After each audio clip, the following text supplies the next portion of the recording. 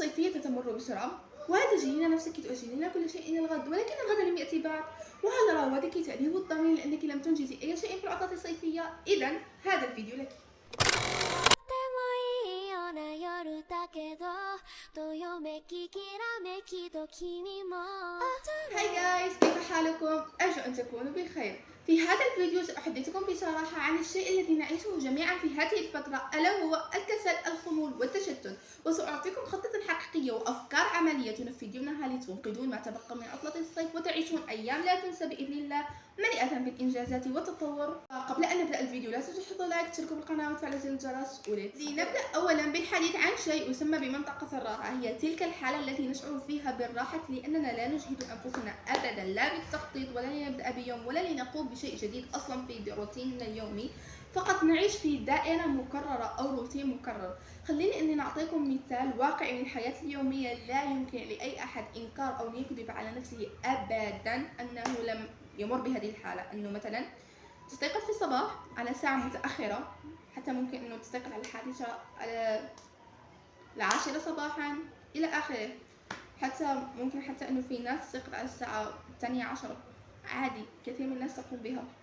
تستيقظ في هذا الوقت، تتناول وجبة فطورك إن كنت أصلا تتناول وجبة فطورك، وتمسك هاتفك وتستلقي على السرير وتركض الدنيا بقدمك ولا على بالك خالص. هذه الحالة تعطيك أو تقدم لنا أو تشعرنا بشعور راحة واستجمام، ولكنها في الحقيقة وهم، لأننا بعد كل يوم نقضي يا إما تمر بحالة اكتئاب، فراغ وحزن، وحتى بتأنيب الضمير، ودائما نقول ما زال لدينا الوقت، ثم نستيقظ فجأة بعد انتهاء العطلة الصيفية لنقول لماذا لم أنجز أي شيء في العطلة يا إلهي، من هذا القبيل، لأنك تشعر في النهاية بتأنيب ضمير وندم كبير جدا لأنك لم تعمل أي شيء في العطلة. باختصار، أكثر الأسباب التي تساهم في الخمول والكسل هو الهاتف. نعم يا أصدقائي، إنه الهاتف الذي نقول أننا سنمسكه لمدة 5 دقائق ثم يتطور الأمر إلى ساعتين 3 أو 4 أو حتى أكثر. يا إلهي، إن الهاتف يسرق الوقت والطاقة وانتباهنا بشكل غير طبيعي دون أن نحس بالأمر. ثم نكتشف أننا أضعنا ساعات طويلة في تصفح ولا شيء، وأننا نرى أناس ناجحين من وراء الشاشات ولا نفكر أن نكون مثلهم. الهاتف يسرق وقتنا وطاقتنا وانتباهنا في الواقع دون أن نشعر، يجعلنا غير قادرين على التركيز ويمنعنا من أن نعيش لحظات حقيقية في الصيف أو في أي وقت آخر، يعني طول على مدار السنة، على مدار 12 شهرا. هذا ما يفعله الهاتف في الحقيقة. حتى أنه تجدون أناس يسحبون نفسهم من العائلة، يحيطون نفسهم بعزلة ولا يعيشون أوقات فقط على 24 ساعة ماسكين الهاتف، يقلبون في مواقع التواصل الاجتماعي، يجدون ناس ناجحين هم ينجحون وهم يشاهدونهم فقط. لهذا لقد حان الوقت لكي نستيقظ أو نخرج من هذه الدائرة ونمنح نفسنا صيفا جميلا مليئا بالإنجازات والتجديد والطاقة. ولهذا وقد جئتكم اليوم ب30 فكرة نستطيع أن ننقذ بها ما تبقى من الصيف. أول شيء، المحيط جد مهم أنه يكون محيطك مرتب، غرفتك، خزانتك، مكتبك، محيط أنت عايشة فيه باختصار. ولهذا النصيحة الأولى هي رتبي غرفتك بطريقة مختلفة، أي غيري لها الديكور، أشياء من هذا. تحبين أن تغيرين لها الديكور، مثلا تضيفين فيها لمسة جديدة، تزينها بأشياء يدوية، تلصقين فيها حتى ملصقات في الحائط مثلا، أشياء من هذا القبيل. تتحدي نفسك أنك تبعدي 24 ساعة عن الهاتف، هذا جد مفيد، أكثر تحدي حسيته مفيد. جربي وصفة أو طبخة جديدة تبهرين بها عائلتك، تجربي مثلا أنك تطبخي العشاء لأول مرة، تطبخي كعكة لهم وتقدمينها. هو أصلا الرياكشن تاعهم يكون جميل ويشعرك بسعادة تغمرك فجأة. اكتبي قائمة أهداف صغيرة أو small vision board للصيف أو حتى للشهر اللي هو لا يزال لدينا سوى شهر أوت ثم الدخول المدرسي. تضعين له أهداف بسيطة، يعني لا تكون أهداف كبيرة جدا، أطلع للفضاء في شهر كونوا معقولين شوي، يحطوا أهداف بسيطة. أو فكرة اللي بعدهم، اصنعي شيء بيدك، مشروع بسيط أو ديكور أو حتى إكسسوارات، رسمة، هاي الأشياء.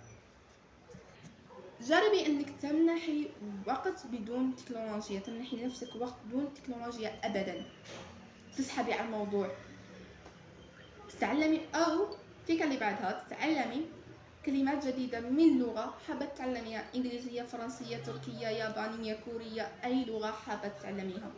اقرأي كتاب قصير او رواية، كتب تنمية ذاتية، المجال اللي انت تهتمي فيه، حتى لو كان مانجا اذا كنت من محبين الانمي تستطيعين تقرأي مانجا. انتهى.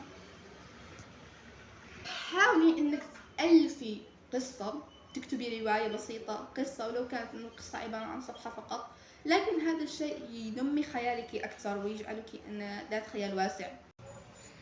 حاولي أنك تكتسبي موهبة التصوير، أو أن أصلا أنت تكوني محبين التصوير أو عشاق التصوير وتصوري صور إبداعية سواء لإخوتك أو في غرفتك لك أو للمنزل أو لمنزلك أو لعائلتك باختصار. هذا الشيء جميل جدا انك تكتبي رسالة لنفسك في المستقبل، وبعد 6 أشهر مثلا تسحبينها وتقرأينها وتقولي شوفي اشوف نفسي لما كنت صغيرة وكان تفكيري كيف. طوري مهارة تحبيها، مثلا رسم، مونتاج، كتابة. مثلا اذا كنت تحبي الخط العربي طوري من الخط العربي اكثر، مثلا تكتبي كتابة عثمانية. مثلا تحبين الطبخ طوري من طبخك تتعلمين وصفات جديدة. تحبي الرسم طوري من رسمك. تحبي مونتاج طوري من مونتاجك، أشياء مثل هذا. تحبي التصوير طوري من تصويرك كذلك.